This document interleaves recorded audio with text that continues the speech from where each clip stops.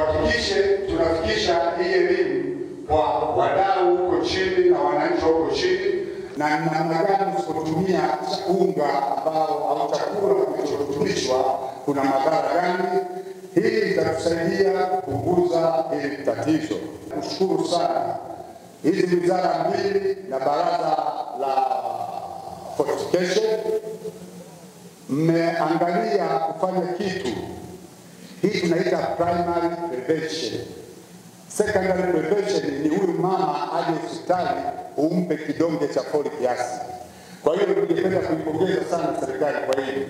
Manake primary prevention, manake mtoto ale chakula ambacho kimeshaongezwa virutubisho, mama ale chakula kichoongezwa virutubisho, manake tutapunguza disability ambazo is unnecessary.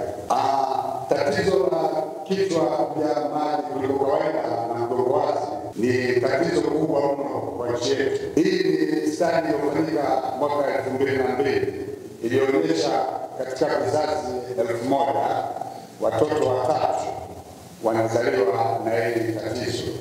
Lakini kuongeza virutubishi hivi tutaendelea kupata janga kubwa sana kitaifa, manake watoto wengi watazaliwa na hii changamoto. Na ndio maana sisi kama taasisi tunaungana bega kwa bega na baraza la urutubishaji na wadau wengine pamoja na serikali katika kuendeleza kuelimisha jamii kuona kwa nini turutubishe vyakula vyetu. Manake kuna ulemavu ambao tunaweza tukaupunguza kutokana na kama mtoto atapata lishe bora.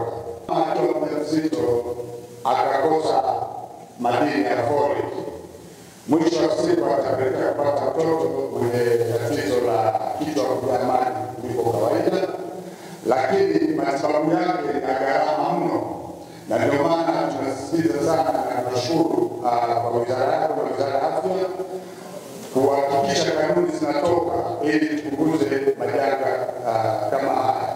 Chakula ambacho tumeongeza virutubisho na nini, maanake tutazuia hii shida.